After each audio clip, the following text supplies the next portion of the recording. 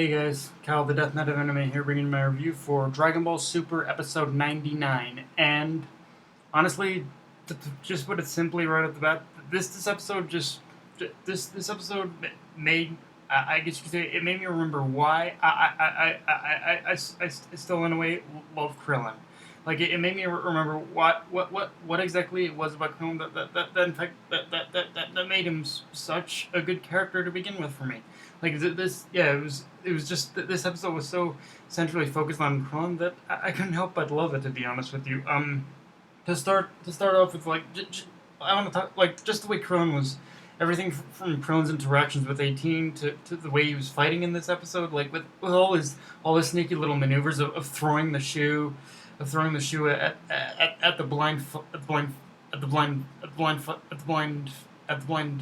guy of Universe 4. Just all these fighting techniques and sneaky maneuvers that Krillin was using just made me, just seeing him go in, just go ham, and even working with 18, it just made me realize remember and realize why I still kind of have a soft spot for Krillin in a way. Like, I think that was the main purpose of this episode, was to get to kind of just remind us why what specifically it was about Krillin that made us love him to begin with. To be honest with you, he is of course a gifted fighter, but when he needs to be, he can also be a little bit of a sneaky guy as well.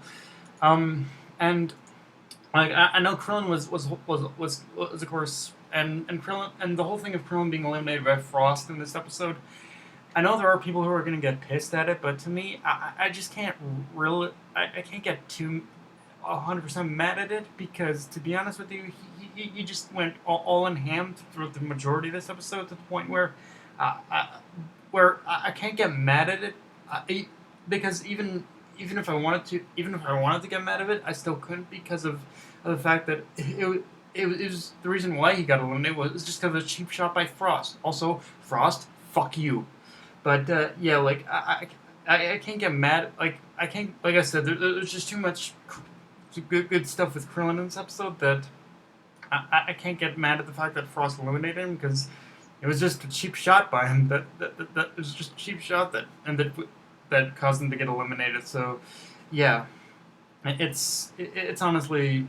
So yeah, honestly, I guess the way he went out, I guess people could argue it's a little iffy, but it's, people may argue, but I'm alright with it, to be honest with you. At least we saw a whole lot of other shit of him going in even before that, like him just using the Kamehameha, just him throwing the shoe at the, like I said, him throwing the shoe at the blind, him using Kamehameha and throwing the blind shoe at the blind, throwing the shoe at the blind Universe 4 fighter.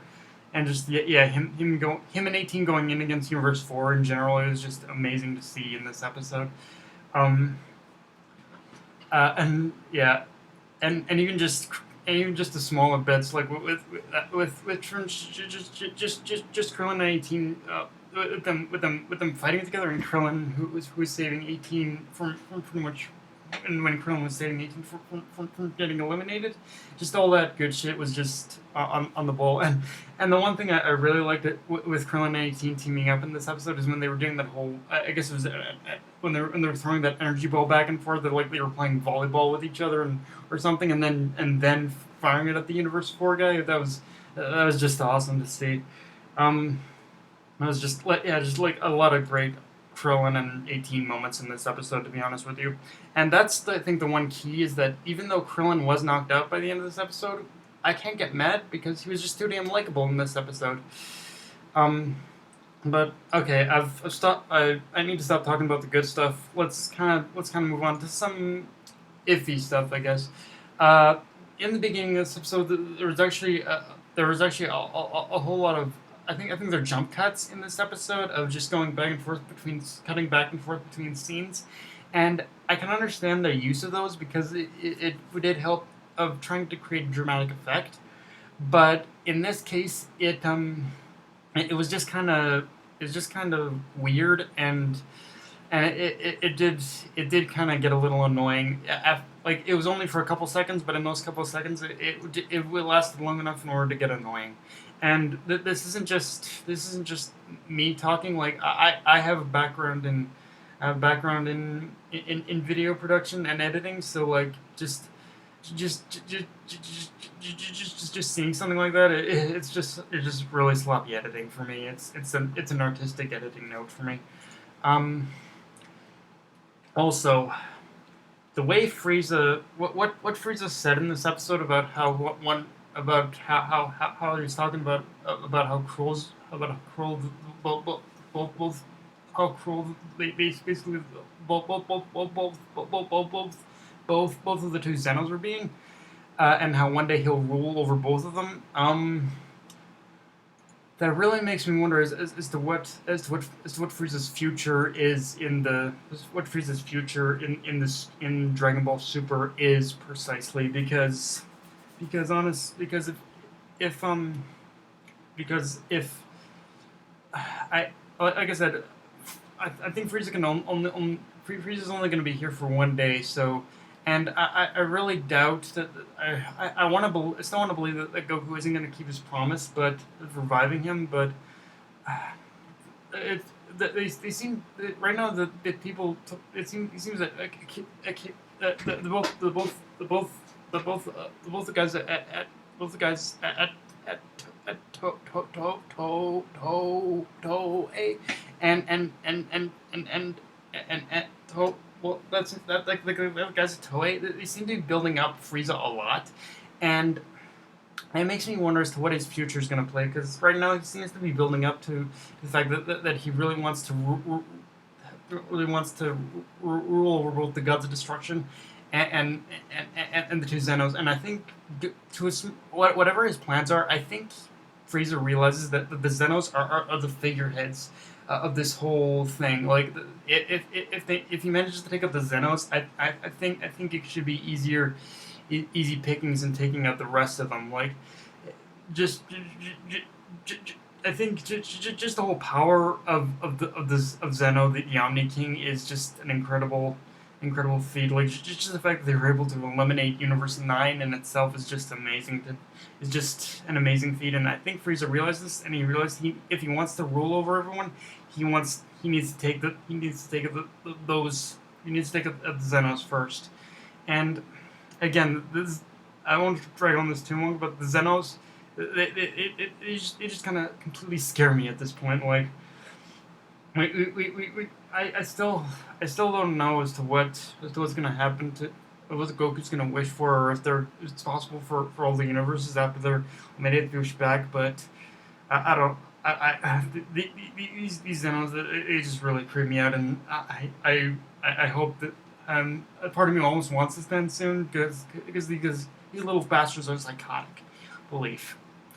And but yeah, other than that, like the only other things to really talk about are like again, Frost, you cheap ass motherfucker, um, just doing what you did and taking the low blow of knocking Krillin down like that when he wasn't looking.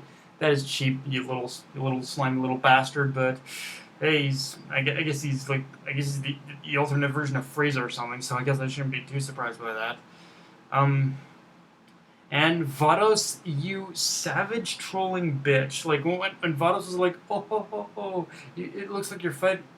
I guess you're going to have to oh ho ho. I guess you're going to have to be sure that I guess you're going to be sure. I guess you're going to be absolutely sure, Champa, that your fighters don't get eliminated. And I'm like. Vados, you're savage troll and a bitch, and I love you. Like, it's like on the English dub side of things, I'm well aware that I think it is Caitlin Glass who's been chosen in order to voice Vados, and honestly, I just can't wait. I just can't wait in order to hear a lot more of her hear a lot more of her in that role, because honestly.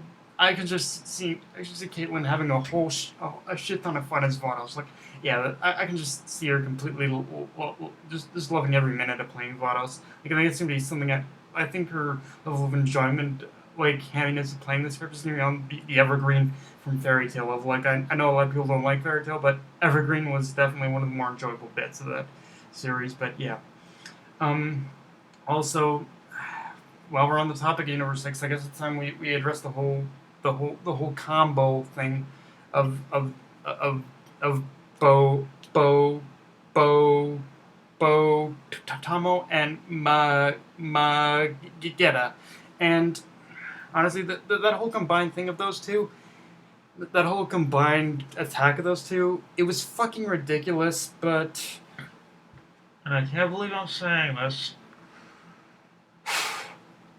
I do have to give them a little bit of credit because at this, it's from like they said, they have worked on getting used on overcoming their weaknesses, which I guess that could be said as to what I guess that could be said as the purpose of what the Universe Six tournament was, in order to showcase how weak they are and how they could become stronger. And I guess I do have to give them credit that they went from being crusty fighters to being average in my book. Like, part of me still thinks they're crusty. I will admit that, but I do gotta give them credit for what credit's due, and they have improved to a certain degree. God, that is the most. God, I never thought I would ever praise either Botamo or Botamo, especially. Actually, I never thought I'd fucking praise Botamo, to be honest with you. But yeah, I do gotta give those two credit where it is, and yeah, they have improved. But yeah, guys, that's pretty much my that's pretty much that's pretty much my review. Again, a really great episode. It was just the bulk of this episode was just good at showcasing good showcasing how much of a good character that we how good of a character uh, Krillin and 18 were in, and I guess and showcasing Krillin and 18's bond, and just showcasing how good of a character Krillin is. But yeah, guys, that's my review. If you enjoyed the video, like, comment, subscribe, or follow me on Twitter and Facebook. Death Knight of Anime, signing off. Later, guys.